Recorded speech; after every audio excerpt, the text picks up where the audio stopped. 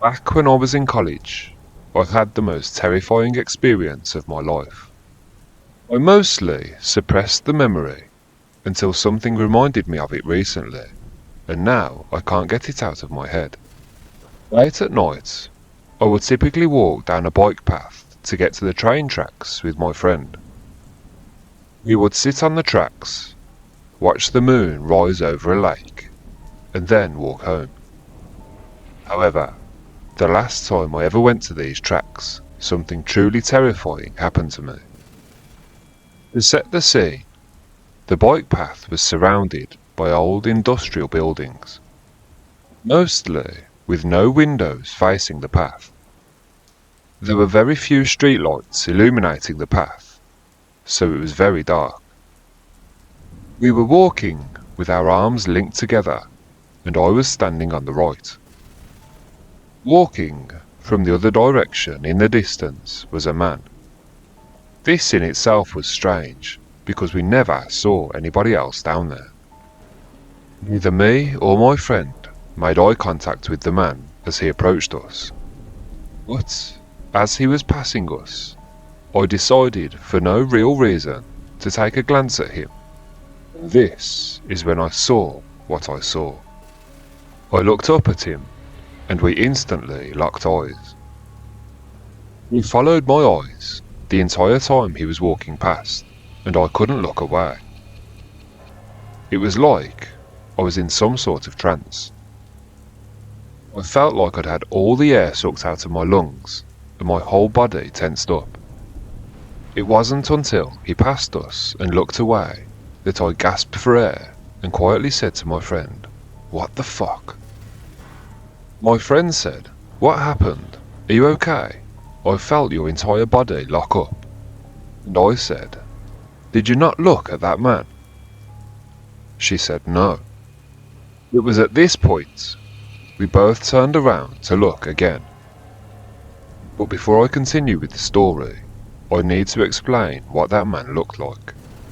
As soon as we made eye contact, I noticed just how horrifying he looked. He was wearing a primary coloured suit, a light blue jacket, yellow shirt, and red tie. His eyes were wide open, bulging, almost glass-looking, yellow and incredibly bloodshot. His skin was white and waxy, almost wet-looking, like some sort of porcelain. He had this really disgusting toothy grin that I'll never forget. He was smiling so wide you could see all of his teeth. His teeth were yellow, crooked and jagged, and the corners of his mouth almost reached up to his ears when he grinned. As he stared at me with that terrifying grin, I felt like I had no control. The only thing I can compare it to is a ventriloquist doll. All the breath in my lungs had been sucked out of me, and the joy that I had felt had been ripped away. As we looked back, he was still moving down the path away from us, except he was laughing, jumping and skipping. And the way he was jumping was so unnatural. It was like he was a puppet on a string. I couldn't really bring myself to explain to my friend exactly what I'd just seen. Mind you, at this time we were both around 21 years old. I was fairly athletic and was confident in my ability to defend us both. But I was so afraid, I just couldn't bring myself to do anything else. So I asked her, "Please, can we both just run home?" So we both ran the entire way back. When we got back home, I was almost in a state of shock. As soon as I regained my composure, I took a deep breath and explained to her exactly what I'd seen. She said, "I'm really sorry, I didn't see him." And I replied, "You have no idea how thankful I am that you didn't see him." To this day, I still wonder what would have happened if we'd both looked and seen his face. I feel like if we didn't have our arms locked with her pulling me along, we would have had no control to keep walking away. I had nightmares about that man for weeks, and couldn't think about anything else during my classes. Eventually, I blocked it out of my memory until one night I was reminded of him. I'm posting this here because I've searched the internet and couldn't find any information about what happened or who that man might have been. I just felt like I'd stared into the face of evil. The face of somebody who had done truly terrible things. I've conducted some research on ventriloquism and found some information regarding its potentially demonic roots. But I've never found any testimony relating to my experience. If you have any information regarding what I might have seen, please let me know. The lack of knowledge I have about that man keeps me up at night, still to this day. I'm hoping that with knowledge, maybe, I can get some closure. Thanks for listening to my story.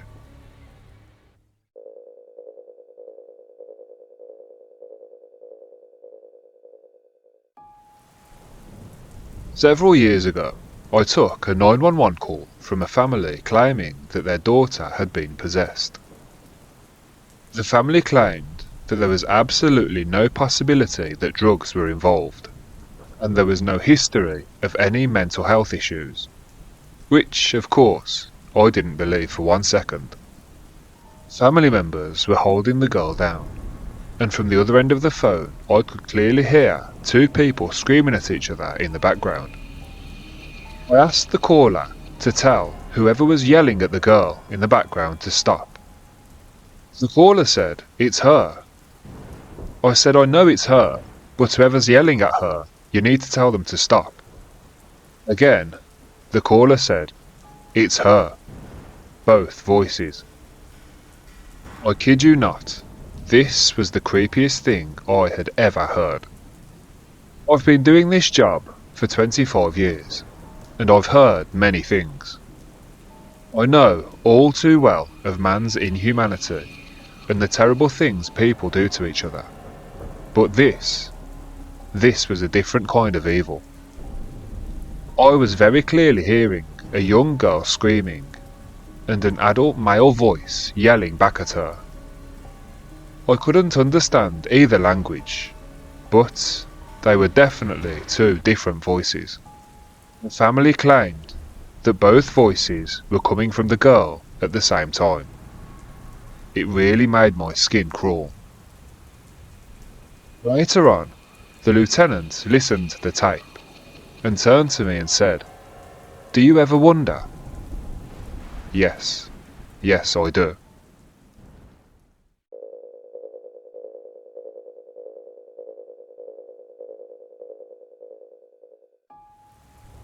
I was called to a burglary process in the middle of the afternoon.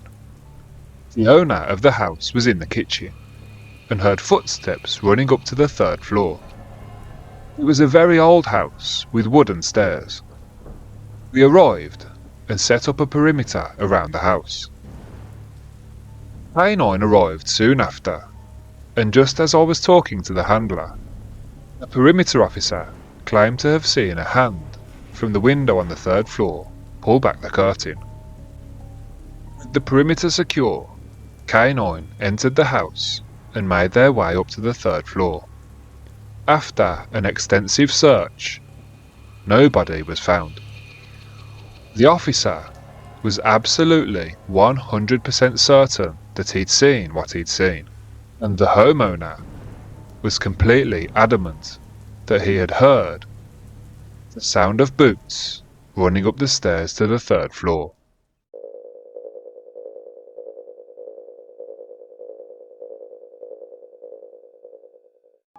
Let's get right into the story. I was about 9 years old when I experienced something that still gives me nightmares to this day. I had just started going to an elementary school that my mum also went to when she was younger. It was a huge school with 4 floors and a playground out the front. My classroom was on the 1st floor. We had this weird thing where we'd have the same teacher all year round, but they'd teach different subjects throughout the day. Anyway, One day, I desperately needed to use the bathroom, so I asked my teacher if I could go. Of course, she said yes, so I got up and made my way to the bathroom. It's important for the story for you to know that the lights were activated by motion sensors all throughout the school. As I was walking down the corridor, one of the lights shut off, and I got really scared, just because I was 9 and really scared of the dark. I quickly walked to the hallway and it turned back on again. I felt really relieved and carried on to the bathroom. After I was finished, I walked out of the bathroom and the light was off again. I was about to rush back down the hallway when suddenly the light turned back on. Now, I hadn't moved at all, so the motion sensor can't have been detecting movement from me. Nobody else was there. From where I was standing, I could see down the entire hallway. I was completely alone. I was seriously freaking out, when suddenly the light shut back off again. And there it was, before my very eyes, an image that still haunts me to this day. Huge, black figure had manifested in the hallway, but the most disturbing thing was the way it moved. It wasn't standing up like a person. It was on the floor, crawling like an animal. I totally freaked out and ran back to my classroom, not looking back. I was totally hysterical. I left that school when I was 11 years old. The school was demolished a few years later and turned into apartment buildings. I remember some of the kids in school talking about how the school had been built on burial grounds. I don't know if there's any truth to these claims, but it would certainly provide some kind of explanation as to what I saw that day.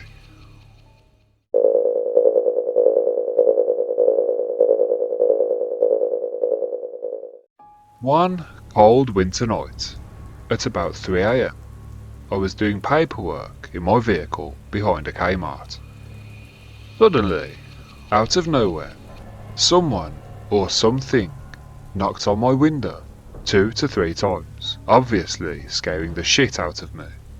The sound was absolutely unmistakable. The problem was, there was nobody there. There was a building 10 to 15 feet away to my right. There was a 10-foot tall fence to my left, and in front and behind me there was 100 feet of open space. There was nowhere for anybody to go. There was nothing but my own tyre tracks in a blanket of fresh snow. No marks on my window or the ground next to me indicating maybe a snowball or something had been thrown. I even got down in the snow and looked underneath my car, but there was nothing. To this day, I still get a bit anxious whenever I drive back there.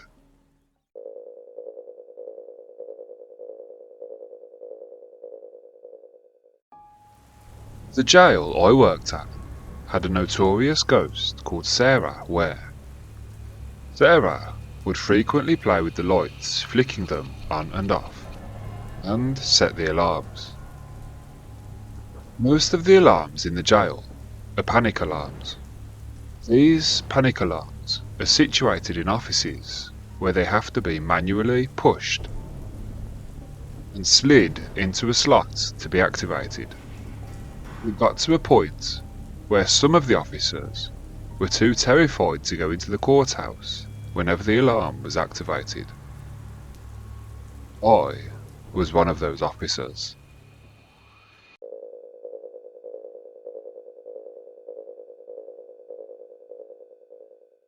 One year, at around Halloween time, our department started receiving complaints that headstones were being knocked over in the local cemetery. The chief advised us on the night shift to spend a little bit more time hanging around the cemetery to try to catch the culprits in action. Me, being sneaky, I found a really good observation spot about a block away.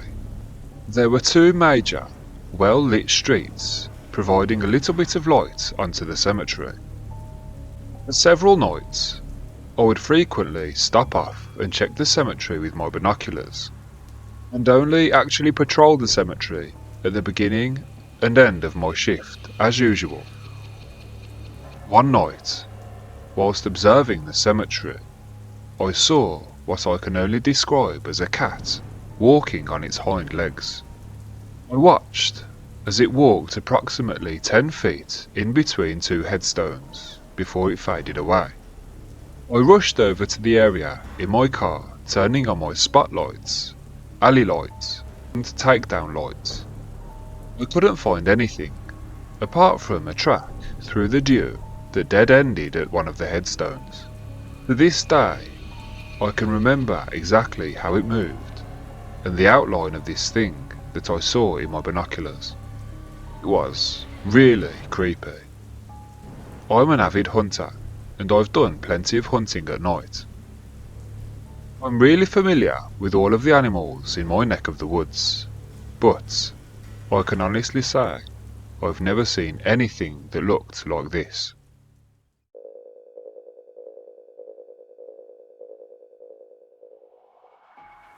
This is my first post here, though I'm a long-time reader.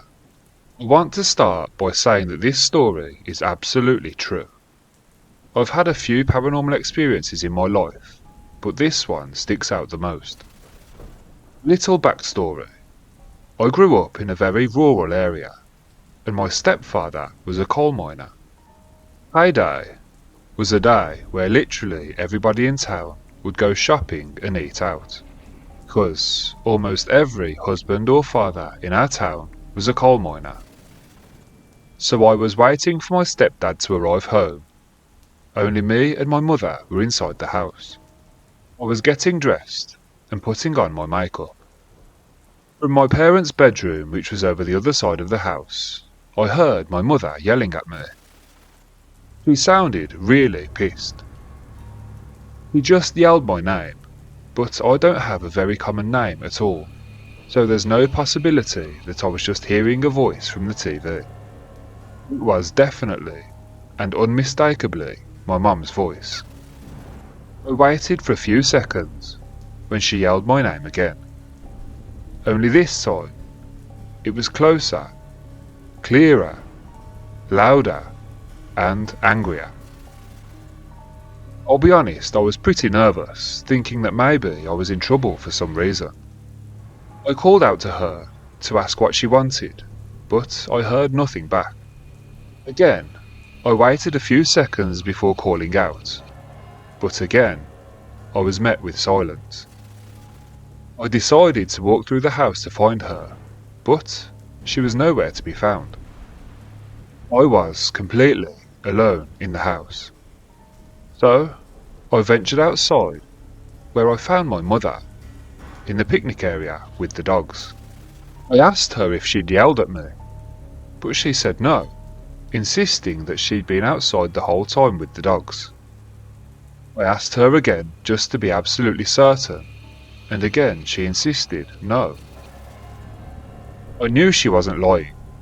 She knows stuff like that scares me, and there's no way my mum would scare me intentionally. That horrible, eerie feeling stayed with me all evening, but nothing else happened. Has anything like this ever happened to you? What could it have been? The comments section were pretty active with this post. Proof Chicken 5883 said, "This exact thing literally happened to me a few years ago. It was during lockdown, and both of my parents are key workers. It was just me and my sister alone in the house. Every day when my mum comes home, she opens the door and shouts hello. One day, I was upstairs at around the time that she usually comes home. I very clearly heard the front door open and my mum shout hello. I walked to the top of the stairs to greet her, but found no one there.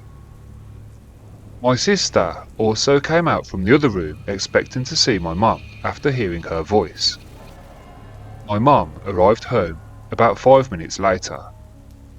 Needless to say, me and my sister were both really freaked out. Zoe Polioli then commented, "This used to happen to me quite frequently when I lived in my old house. On one occasion in particular, I heard my mum shouting at me with an angry tone in her voice. I walked out into the hallway to ask what she wanted. However, she came to find me first to ask me if I'd heard it too. Very creepy. We both clearly heard my mum's voice shouting at me. There was another incident where my friends heard my voice shouting for help from the garage. It definitely wasn't me. I was upstairs and hadn't said a word. My brother used to hear it too. It's absolutely chilling to think that something in our house is imitating us." Reddit user Dames Vader took things one step further, claiming that he also had an experience. "About 8 years ago, I was living with my best friend and her son, who I refer to as my nephew. I went to take a shower while my friend and the little man were watching TV. When I came out and walked past the bedroom, I saw her sitting on the bed in a towel drying her hair. She said hello to me, and I said hi, and walked by thinking nothing of it initially. That was until the realisation hit me.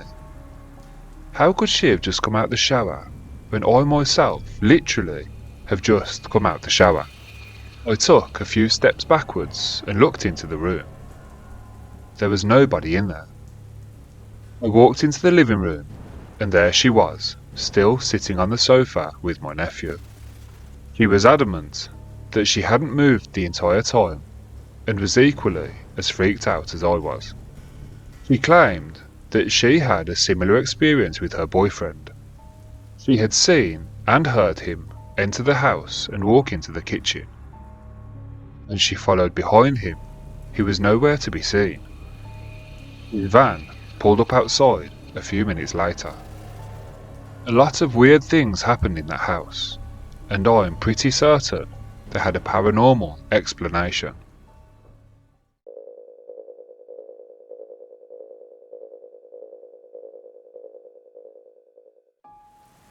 I've seen a lot of things in my career. Things that would make a citizen doubt my sanity. From being dispatched to chase a UFO, to reported sightings of ghosts. But the strangest thing that ever happened was witnessed by several other officers and a member of the dispatch team. One evening, I brought a guy in for domestic violence, and as he was a bit rowdy, I was joined by the sergeant and a member of the patrol team. I was in the process of booking in Mr. Tough Guy when I glanced over into cell number 1. There was a guy in there with a short haircut, glasses, and a white t-shirt, just standing there staring at us. I ignored him because I didn't want him to start banging on the window, demanding a phone call or something. So, I finished the booking process and escorted Mr. Tough Guy to his cell, walking past cell number 1. The guy in the cell was still standing there staring at us, silent and motionless. We all then leave booking and go about our business. Sometime later, the sergeant asked me to check the paperwork of the prisoners to see if anybody was ready to be transported to county jail. I grabbed the paperwork and went back into booking to do a head count. To my shock, cell number 1 was now completely empty. Understandably, I panicked and told the sergeant, who also started to panic. We both started making phone calls to the officers to see if anybody had moved the guy or released him. They all said they hadn't been into booking at all. I then checked the computer system and the paperwork again, and the head count was accurate. Nobody had ever been placed in cell number 1. We went to the dispatch office to check the surveillance video for booking. We rewound the footage to where I can be seen booking my prisoner in. Then, we fast forward to the point in the video where we all walked out. As soon as we walked past the door, the guy in cell number 1 completely disappeared. We were all freaked out by the occurrence, believe you me. When we tried to transfer the video to a DVD and USB drive, the guy in cell number 1 was nowhere to be seen. We all see and hear things every now and then, and sometimes prisoners in the detox tank can be seen talking to somebody in the direction of cell number 1, even though it appears to be empty. To this day, I'm wary of going into booking alone.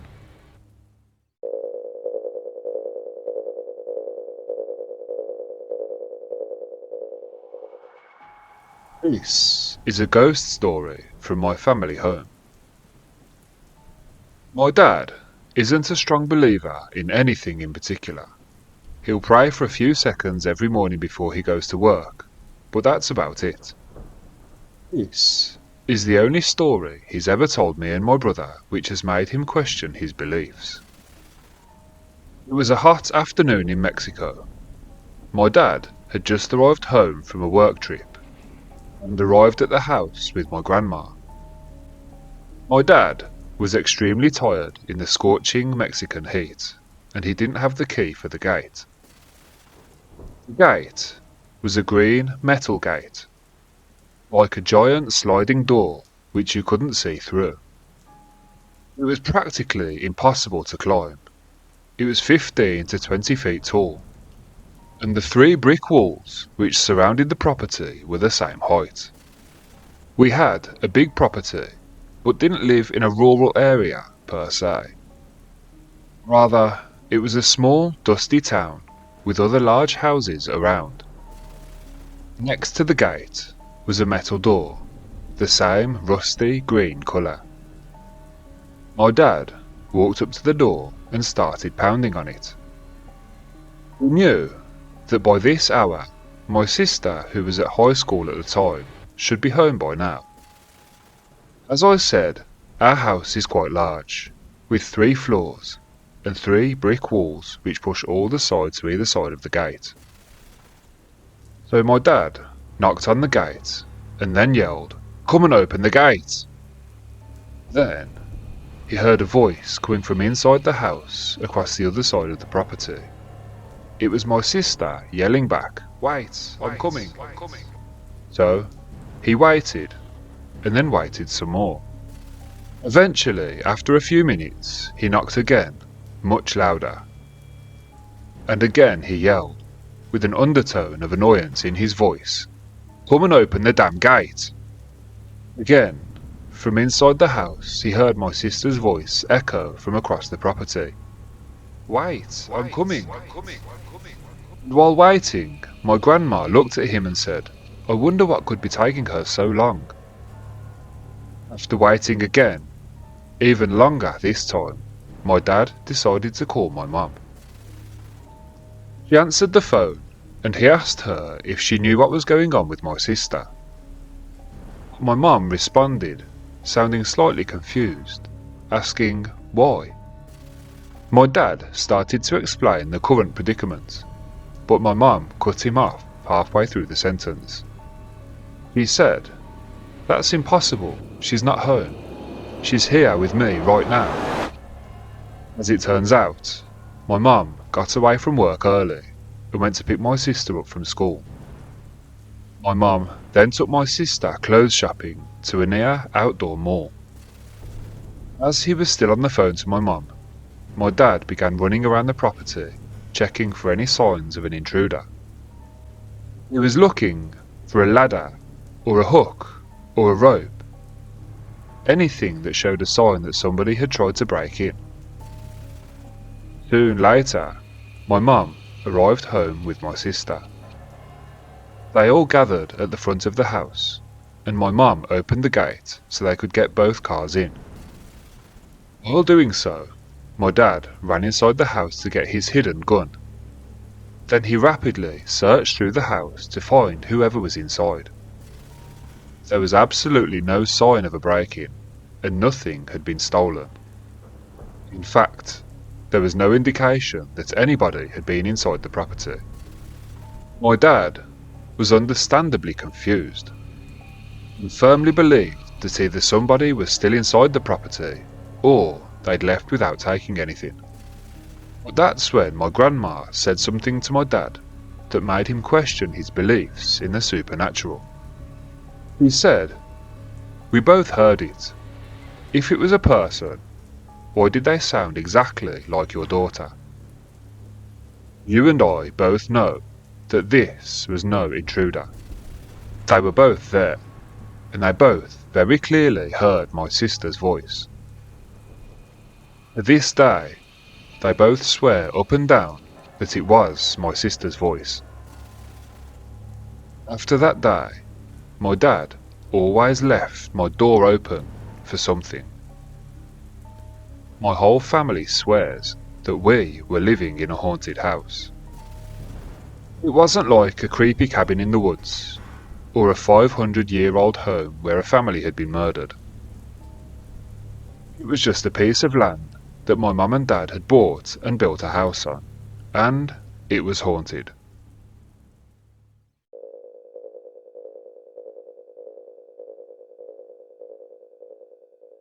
A couple of years back, I was patrolling at around 3 to 4 a.m. I drove past a small airport that's in my jurisdiction that's in the middle of the woods. It has several hangars and one main office building. I drove past it a few times every night, as it's been burglarised in the past. On this particular night, I was driving past when I heard an alarm sound audible from inside the office. It wasn't dispatched, and I didn't receive any other calls about it.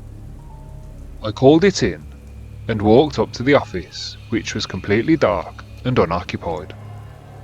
Every point of entry was secure, so I was now waiting on the key holder to arrive and let me in. I entered the office to clear the inside, and figured maybe a loose door or something in the wind had tripped the alarm. The key holder and his wife walked through the office with me and confirmed that nothing had been disturbed. But the key holder was confused, because the alarm system wasn't a motion sensor alarm. The key holder explained to me that the alarm we were hearing was coming from a cash register inside the office. The cash register had been opened, but it could only be opened by pressing a button. Without going into too much detail, this button was extremely well hidden. The only people that knew where the button was the key holder himself, his wife, and his father, who was deceased. He told me that the cash register closes and locks without pressing the button. It couldn't possibly open. This wasn't an oversight either. I'd driven past the office earlier in the night and didn't hear an alarm. No money had been taken. The cash was undisturbed, but the drawer to the register was all the way open. The key holder smiled and told me that his father had built and owned the airport before he passed away. He continued that airplanes, and this place in particular, were his father's passion and life's work. He then went on to tell me that it's his belief that his father does things like this to bring his family to the airport, just to say hello and make his presence known. I don't have any other explanation for it.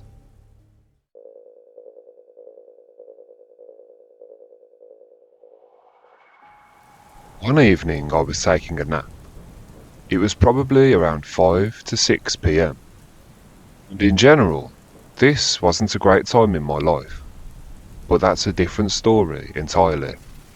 Around the time of the incident I want to talk about, whenever I would go to my bed to try to go to sleep, I would feel something moving around under my mattress. It would be pushing against the underside of my mattress to the point where I would turn my stomach and try to push back. For example, let's say I turned over and made the sign of the cross on my mattress. I would feel this thing imitating me from underneath. It would do it by my feet, then by my head, then a little one, then a big one, faster, slower, etc. It felt like this thing was toying with me somewhat. There were also incidents where I would suffer from sleep paralysis.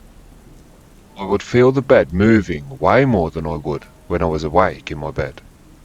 Sometimes I'd even hear creepy little noises like grunts from a person coming from underneath my bed too.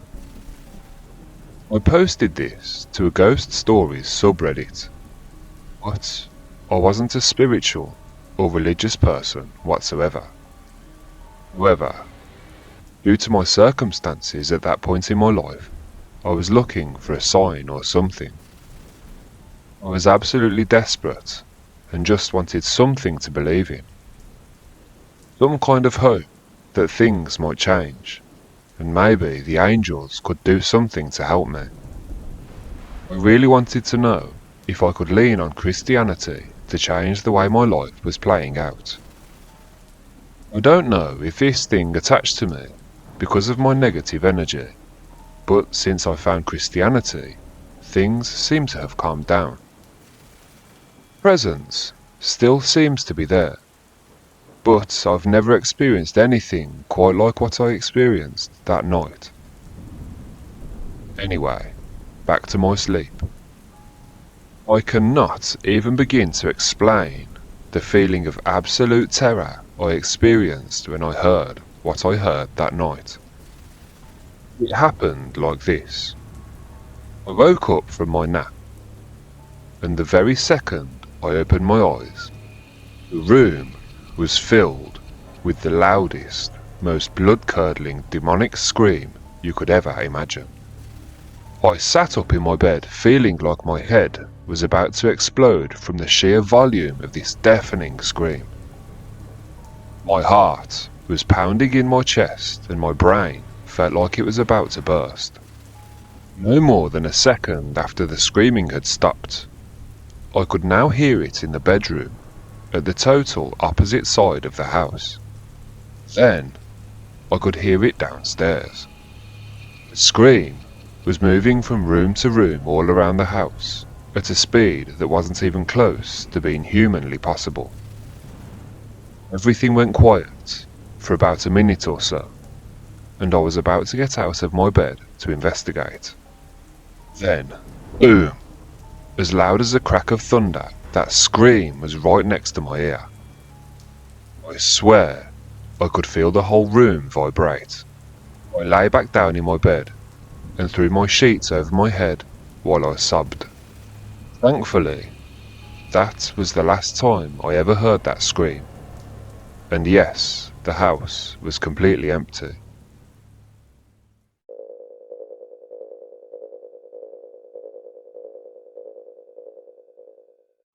The following story comes from a pupil of an allegedly haunted school. This student experienced a few paranormal incidents within the school, but the creepiest story comes from the school's janitors. This is their story. As a kid, I went to a school that was renowned for being haunted. It was built in the early 1900s, but at some point in the mid-1950s, there was a devastating fire that destroyed the entire top floor. Sadly, many children lost their lives that day.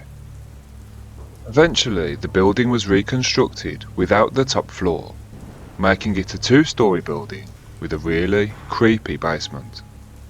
There was always a really eerie feeling around the school, and if ever I was walking around alone, I felt like I was being watched. One of the staircases at the school was filled entirely with paintings of children that former students had painted. Every time my friends and I would pass these paintings, something seemed to look different. A soccer ball that was never there. A flower in a girl's hair that was never there. Things like that. One day, we decided to take note of some specific things to see if they were still the same the next day. This was way before the time of camera phones, so we couldn't take any pictures. One note that we took was of a little girl smiling, looking to the right at her friend with a flower. What we saw the next day absolutely chilled me to my core. The girl was now looking straight forward, directly at us, with a very cold, stoic expression on her face, no smile at all. From then on, we avoided that staircase at all costs. The school had a boiler room that you could peek into from the outside, but we weren't allowed to go inside at all. Sometimes at recess, when we were playing outside that area, we could see white apparitions darting around inside. When we would look in through the window, there'd be nothing there. Being kids, however, curiosity got the better of us. One day, we were having an event after school, and we decided to go up to the boiler room and see if we could open the door. We were feeling brave, as our parents were in the gymnasium right next to the boiler room. When we turned the knob, the door was locked, so we banged on the door, 3 times to be exact. Immediately, in response, there were 3 bangs from the other side of the door, and the door handle started rattling as if somebody was trying to get out. We all ran for our lives towards the gymnasium and never looked back. The next story I'll tell you is also from the boiler room, and it might sound crazy, but it's honestly one of the scariest things that's ever happened to me. Once, when I peeked into the boiler room from the outside, I could see a huge pipe from the middle of the wall extending out into the abyss. At the edge of that pipe was a young girl's body just laying there, presumably dead. In a panic, I told my friends to look in through the window, but by the time they looked, the girl was gone. For about a month after that day, I kept having nightmares about a little girl dressed in black, with black hair and pale skin, begging me to help her. It was always the same dream, but every time I asked her what she needed help with, the dream would end. It was really, really creepy.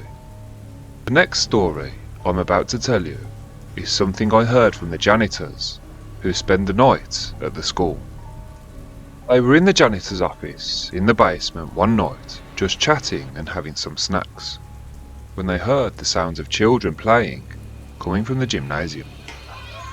The sound of children's laughter gradually became louder and louder, and soon they could hear multiple children laughing, playing, bouncing balls, etc. They walked towards the gymnasium where the sounds were coming from, and when they reached the door, they immediately stopped. What they said they found in that gymnasium makes my skin crawl.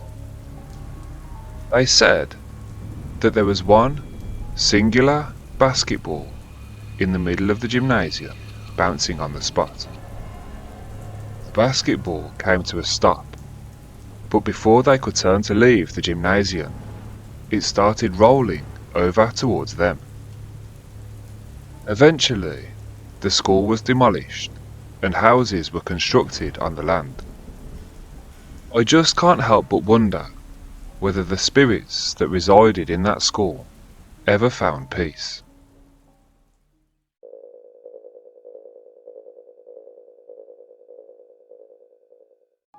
Several years ago, my partner and I were hunting a suspect of a kidnapping in some abandoned houses. It's approximately 3:30 AM. We went to check an abandoned house in a rural and remote part of the city. The house was extremely large and typically creepy looking. When we entered the property, we found that the inside of the house was like something straight out of a Tim Burton nightmare. There were walls going halfway up, then stopping. There were doorways barely big enough to stick your head through, opening up into massive rooms. Every time we thought we'd made it to the top floor, we'd find another staircase going further up. Finally, we made it up to the attic, where we found some really creepy, crazy stuff drawn on the walls, like pentagrams, etc. Needless to say, we finished clearing the house and got straight out of there.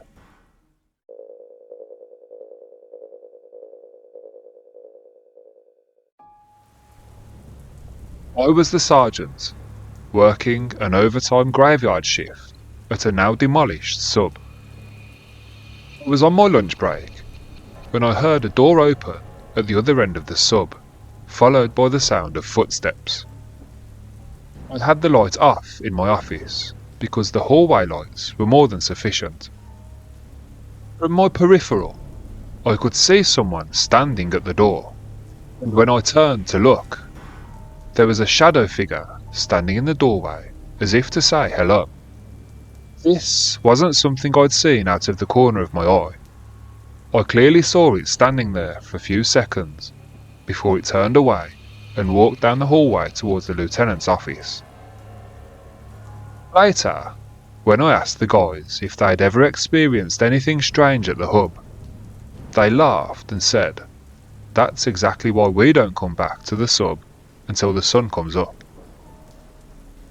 I found out that there's been many similar experiences to mine at the sub. I'm still a skeptic. I just have no explanation for what I saw.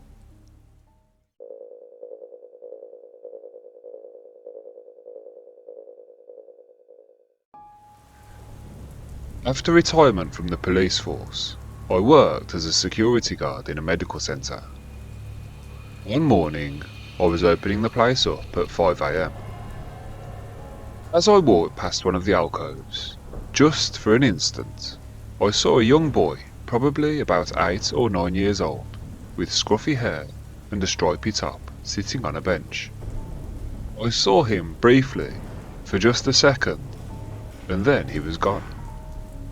Anyway, out of embarrassment, I never spoke about this with anyone.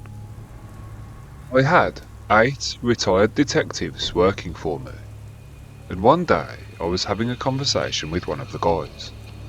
Very sheepishly, he asked me if I'd ever seen anything strange while I was opening the place up in the morning.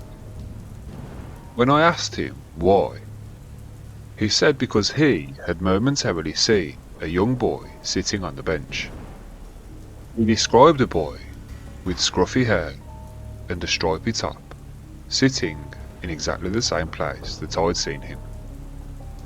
Other experiences include coffee pots being knocked over and footsteps being heard late at night when no one else is there.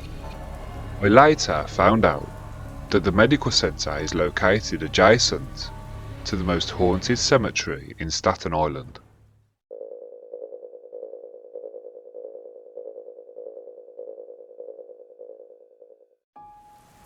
This story comes from a kindergarten teacher at a really old school where creepy things happen, which mostly have a possible logical explanation. But one day, as the children were tidying up the class, something happened that this teacher has no explanation for. This is her story. I teach kindergarten in a school that's over 100 years old.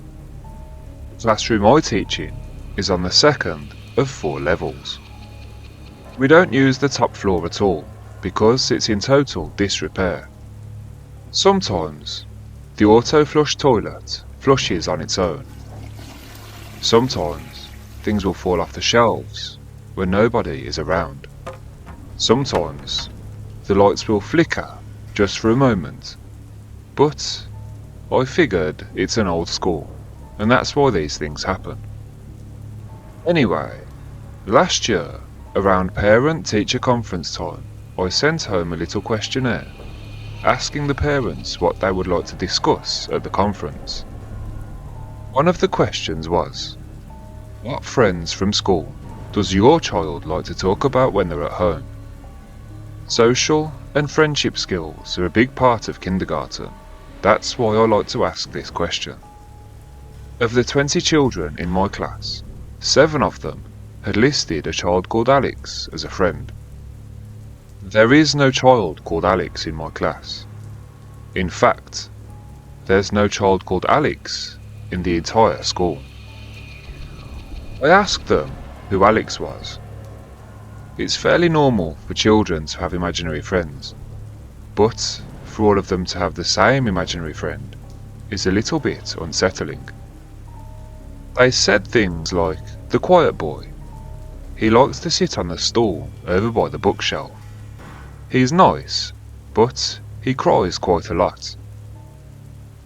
I figured it was just their imaginations, and they'd been talking about it amongst themselves. That was until yesterday, when me and the children were tidying up the classroom. I was moving some furniture around when one of the children came up to me and said, "Mrs. Momo, Alex really wants you to put the stool back by the bookshelf so he can look out the window when you read stories to us." At first, I said the stool needs to be moved back over by the desks to make the room look tidy. The child insisted that the stool be moved back over by the window, so in the end I obliged. When I moved the stool back over by the window, scratched into the paint of the metal window frame was a name and number. It read, Alex, 6. All of the children in my class were 5 or 6 years old. Maybe Alex wasn't an imaginary friend after all.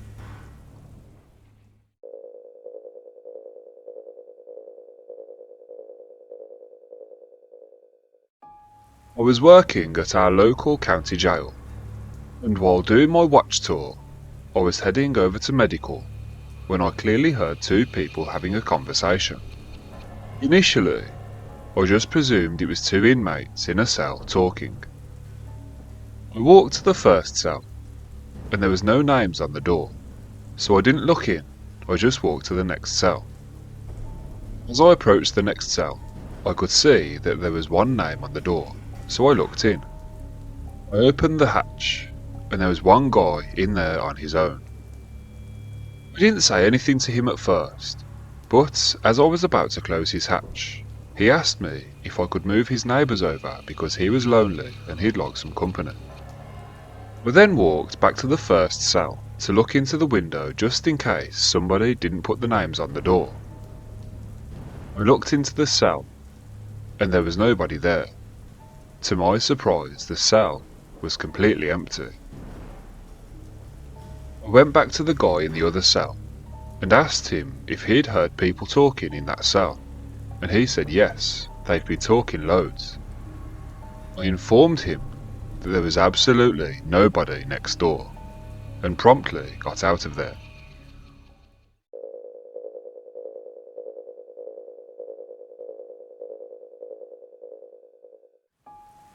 My partner and I were called to a college that is reported to be haunted. We didn't believe any of it. At around 2 AM, we walked into Clark Hall and started propping doors open with desks. We already walked through and made sure the building was empty. There was only 2 stairwells, so this wasn't difficult to do. We were on the 3rd floor. I'd just finished checking a room and wedged the desk between the door and the frame, shaking it to make sure it was secure. I walked over to help my buddy with his door when I heard a loud noise from behind me. The chair-desk combo slid right across the floor, and the door that I was working on slammed shut. Without saying a word, my partner took off, sprinting, jumping landing to landing. I still don't think he's ever been back in that building since.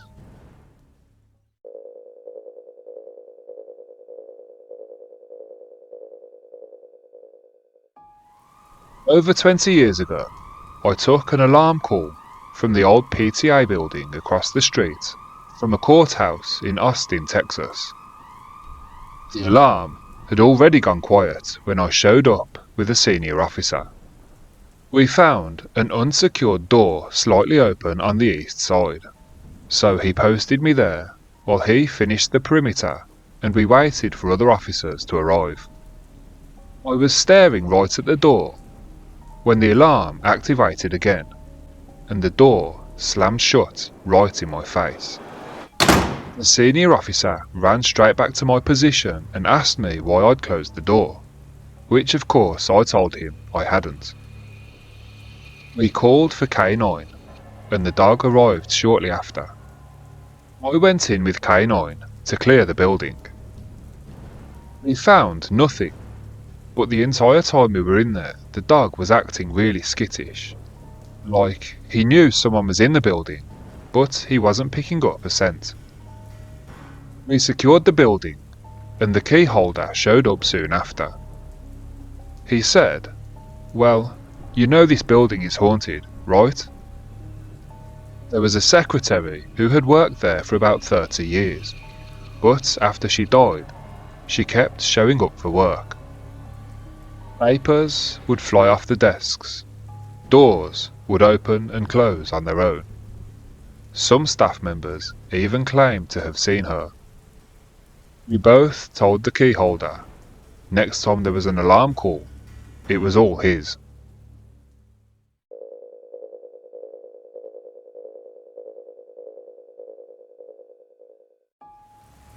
I responded to a suicide as a co-lead detective. A male had hung himself on a tree in the backyard. We thoroughly checked the outside of the residence, and both entry doors were locked with a deadbolt. I called for entry tools and the supervisor for breach because the guy's girlfriend who he lived with was still unaccounted for. It was very possible that we were investigating a suicide and a murder. I was standing with several patrol officers on the south side of the building at the back door. This door had been checked multiple times whilst we were waiting for entry tools. I looked at the door for a second and noticed a small gap between the frame. There was now no deadbolt thrown across. We checked the door, and to our shock, it was now open. We cleared the residence, and there was definitely, absolutely nobody inside. I even had them clear the attic space. Inside the door, that magically opened, there were multiple notes written to the family members of the decedent. We all walked back outside where we waited for the next of kin to arrive. When we attempted to enter the house once more, it was now, again, locked with the deadbolt. It should be noted that there were key locks on both sides of each door, but nobody had the keys. The lead investigator and I were now discussing how once again we were going to have to call for entry tools. However, as we were in discussion, the door opened by itself. Nobody had gone anywhere near that door. Once again, I had the residence cleared, and again, there was absolutely nobody anywhere inside. The lead detective and I did not go back into that house that day.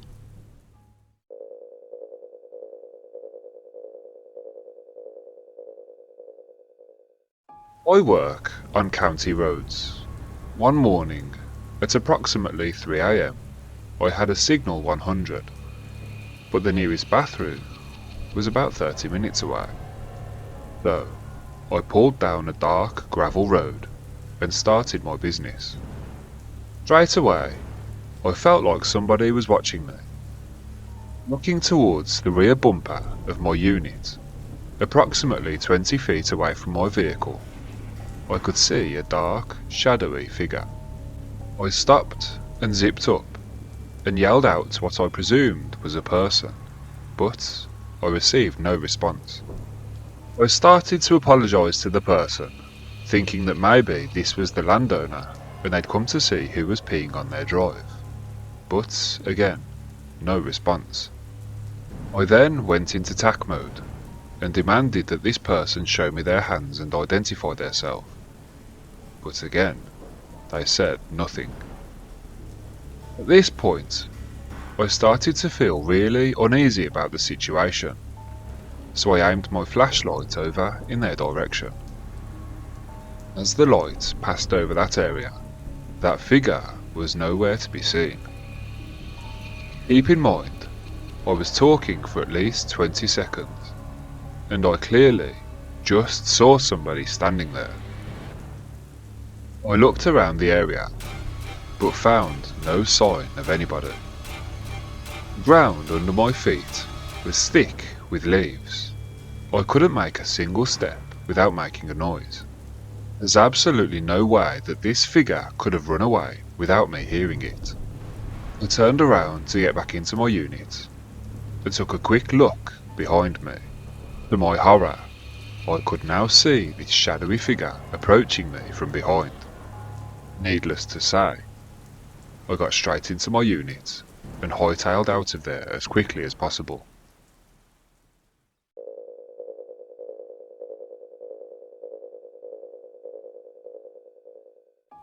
I answered a welfare check call late one night. It was between 2:30 and 3 AM. An elderly woman who lived next door to the caller hadn't been seen for quite some time. This night, we were having a bad thunderstorm without the rain. I arrived at the complainant's house to speak to her first, wondering why she'd called at this time. She told me that the lady next door was in her 90s. She lived alone and she hadn't been seen for a number of weeks. She explained that she'd called her and been round and knocked on the door, but the lady just won't answer. I was quietly presuming that the lady was deceased, and probably had been for some time. The car outside the property had a 3-inch thick layer of dust on it. The mail was piling up, and there were no lights on inside the house. First, I walked to the side door and knocked on the door with my flashlight. I knocked just loud enough that an elderly person with limited hearing should be able to hear. After a few minutes of no response, I turned and walked to the rear of the house. I had a glance at the windows, and everything seemed to be okay. The complainant was with me, and she was saying that she didn't know of any relatives of the old lady. I was pretty sure by this point that the old lady was probably deceased. I walked back around to the front of the house and noticed that the blinds were up on the front windows, and to my surprise, I could see a glow coming from inside the house. I was, however, not tall enough to look inside the windows, which were probably 7 feet off the ground. The complainant ran back next door and obtained a metal bucket for me to stand on. I stood on the bucket, and bingo, I could see into the living room. The glow was coming from the TV, which was on a blue screen, and was bright enough that I didn't need my flashlight. First of all, I looked at the floor just to check that she hadn't fallen down there. The couch, the recliner, everything was clear. But the telephone home base was blinking red from missed calls and voicemails. Clearly the phone hadn't been answered for some time. From the living room was a hallway, which was just too dark for me to see down. Using my flashlight, I could only see an open door down the hall, but still no signs of life. I turned around and told the complainant that everything looked okay and nothing seemed to be disturbed. What happened next was absolutely horrifying. As I turned back around to look into the window, there was now an elderly lady standing with her face pressed right up against the glass, staring at me. I couldn't breathe. I felt like I'd been hit straight in the chest with a bat. I fell backwards off the bucket and hit the ground pretty hard. The complainant rushed to assist me. I shrugged her off as she was trying to help me and quickly got back to my feet to stand back on that bucket. I needed to get another look inside that window. My heart was absolutely pounding. Instinctively, I had one hand on my gun, while the other was pressed up against the window.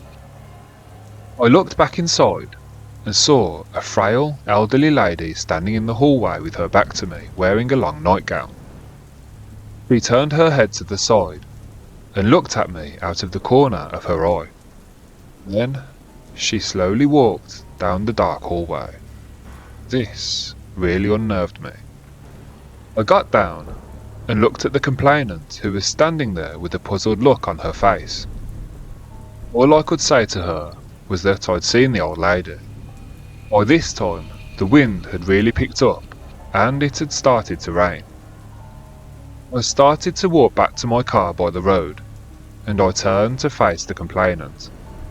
I said to her, if I was you, I'd leave this house well alone. I got back into the car and drove to the police station. I never found out about the old lady that lived there. The complainant never called back, and the house now has different tenants inside. Some things are better off left alone.